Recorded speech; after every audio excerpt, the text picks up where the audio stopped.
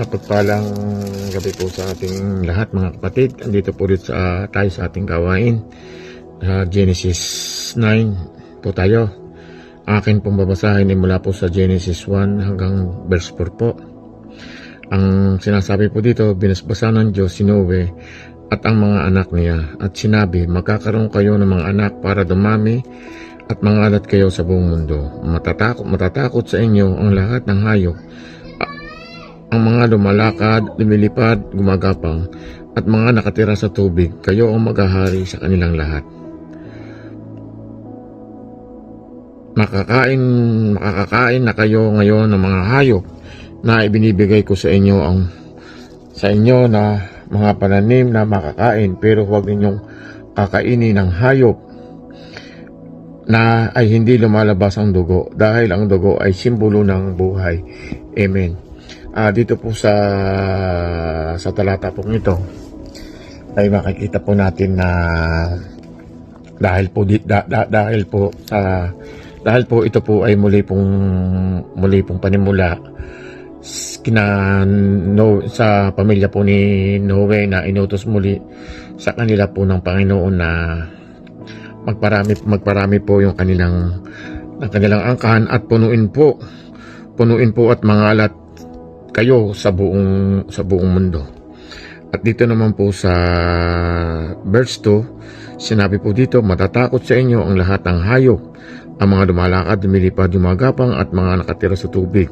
Kayo ang maghahari sa lahat. Ito po makikita po natin na ito po kapansin-pansin po talaga kung titingnan po natin na matatakot sa atin po ang lahat ng mga hayop. Kung isipin po natin, ito po ay talaga pong kapansin-pansin. Dahil malaki po talaga ang posibilidad na ito po ang isang epekto na nangyari noong pong nagkasala ang tao. Na nagkaroon po ng puwang o gitna ang mga tao at hayop. Sa katulad na lang po ni Cain, pinatay po niya ang kanyang nakakabatang kapatid, at ito pong si Lamech na lahi ni Cain ay pinaday din sila ng 2 tao. At ganoon nga po ang nangyari sa mga tao dahil po sa kasalanan ang mga hayop ay nagkaroon din po ng hindi po magandang relasyon sa isa't isa tungo po sa tao para nagkaroon po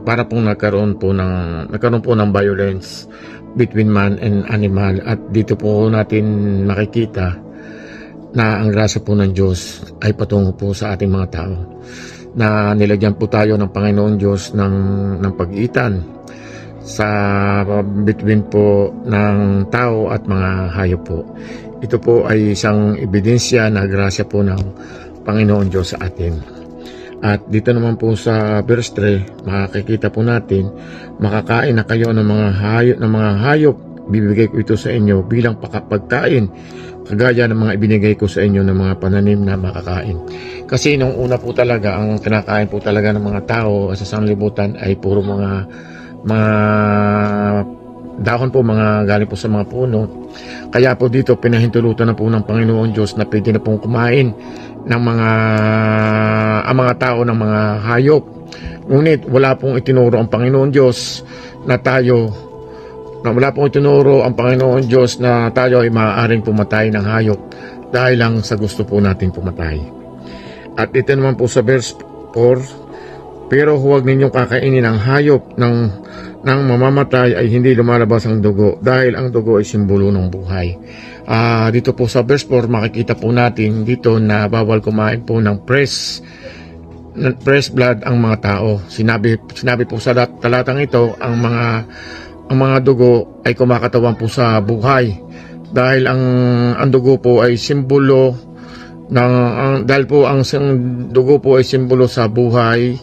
Sa buhay, ito po ang dahilan kung bakit hindi tayo pinapayagan ng Diyos at sinabihan po ng Panginoon Diyos ang kanin na Noe na hindi pwede kumain ng dugo. At dito nga po makikita natin sa Levitico chapter 17, sa Levitico chapter 17 verse 11 and 12 po, ang sinasabi po dito, sapagkat ang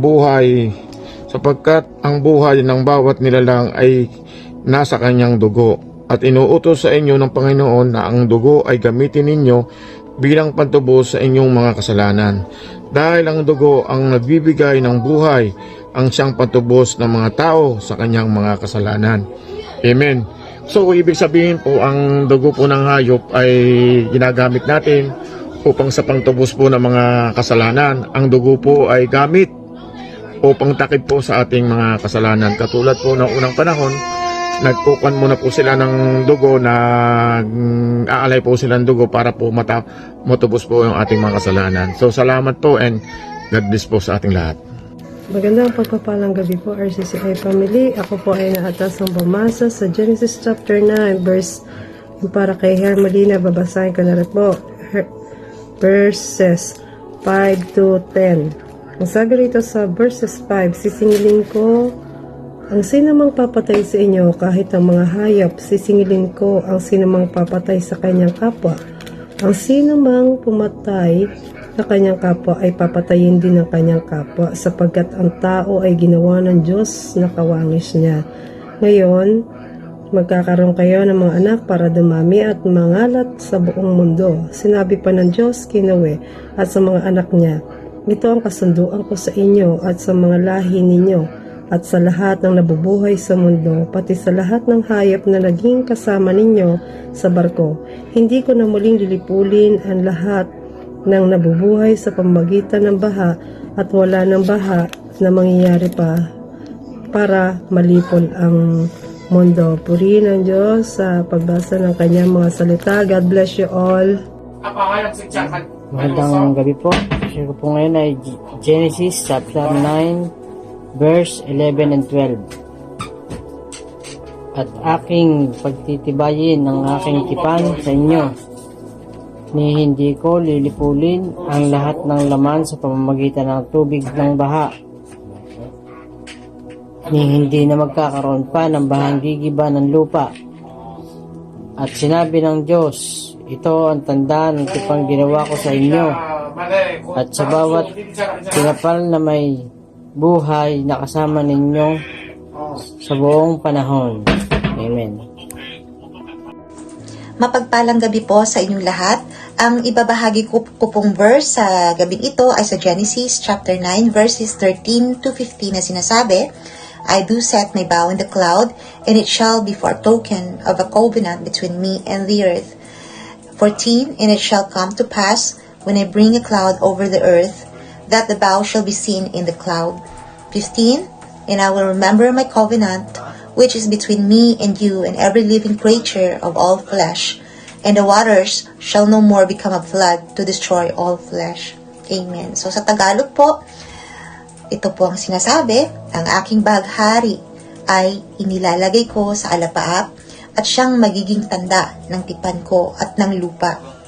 14, at mangyayari, pagkat ako'y magbababa ng isang alapaap sa ibabaw ng lupa, na makikita ang baghari sa alapaap. 15, at alalahanin ko ang aking tipan na inilagda ko sa akin at sa inyo, at sa bawat kinapal na may buhay sa lahat ng laman, at ang tubig ay hindi na magiging bahang lilipol ng lahat ng laman. Amen. So, purihin po natin ang ating Panginoon. Napakatunay po talaga ng kanyang mga salita. So, magandang gabi po, and God bless everyone.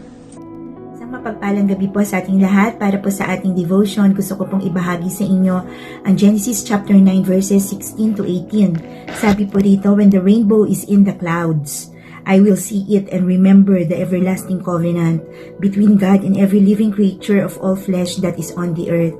God said to Noah, this is the sign of the covenant that I have established between me and all flesh that is on the earth. The sons of Noah who went forth from the ark were Shem, Ham, and Japheth. Amen. Purihin ang Panginoon sa pagkabasa ng kanyang salita. So dito po sinasabi na yung rainbow ang simbolo ng kasunduan ni Lord at ng tao, na hindi na niya muling gagawain at ipapahintulot yung ganong klase ng pagbabaha upang malipol lahat ng buhay sa mundo. So, maaasahan po natin talaga na tapat ang Panginoon sa kanyang mga salita.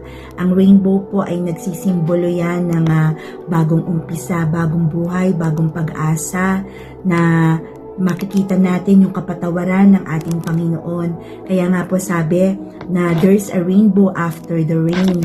Ito po, makikita natin na pagkatapos ng pag-ulan, meron talaga tayong rainbow na makikita.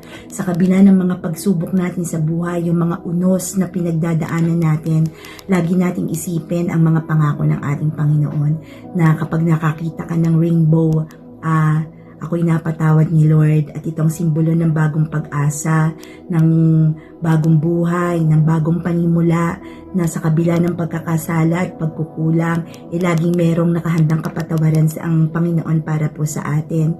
So, ang hirap maiintindihan natin, no? Dahil sa Bible, napakadami po pala na symbolic yung mga ginagamit ni Lord dito. Meron pong mga yung dove, meron mga bagay, yung dove, yung olive leaf, meron ngayon naman itong rainbow, meron din mga numbers, number 40, number 7, yan na po yung mga na-encounter ko. At alam ko po sa susunod pa po nating pagbabasa, marami pa po na makikita tayo na mga ginagamit ng Panginoon na magsisimbolo, na binibigyan niya po ng ibang pakahulugan. So mahirap po lang nating basta mauunawaan, pero sabi nga sa Isaiah 55 verse 9, "For my ways are higher than your ways, and my thoughts higher than your thoughts," sabi ng Panginoon.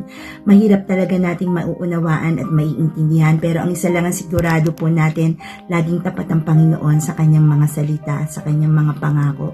Yun lamang po, at magandang gabi po sa ating lahat. God bless everyone. Magandang gabi, Redeemers Family. Ang babasahin ko po ito ay para kay Mark. From Genesis chapter 9 verses 19 and 21. Ito po ang nakasaad. Ang tatlong ito ang pinagmulan ng lahat ng tao sa daigdig. Si Noe ay isang magsasaka at siya ang kauna-unahang nagbukid ng ubasan. Minsan umiinom siya ng alak at nalasing. Nakatulog siyang hubad na hubad sa loob ng kanyang tolda. Amen. God bless po. Magandang gabi po sa inyong lahat sa RCCI family.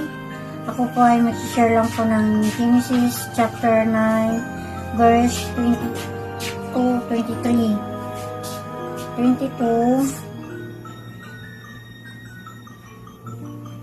At si Cham na ama ni Canaan ay nakakita ng kahubaran ng kanyang ama at sinaysay sa kanyang dalawang kapatid na nasa labas. 23. At kumuha si Sem at si Japet ng isang balabal at sinabalikat nilang dalawa at lumakad ng paurong at tinakpan ng kahubaran ng kanilang ama.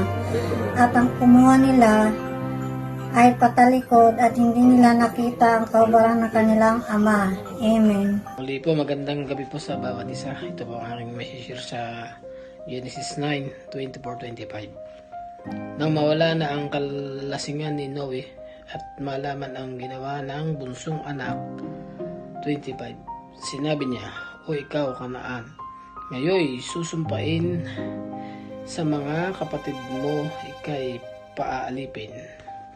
Yun po, maraming salamat po muli. Genesis chapter 9 verse 26 to 27. At sinabi niya, "Purihin ng Panginoon ang Diyos ni Semi at si Kanaan ay maging alipin niya. Pakapalin ng Diyos si Japet at matira siya sa mga tolda ni Sem at si Kanaan ay maging alipin niya." Magandang gabi, Redeemers Family.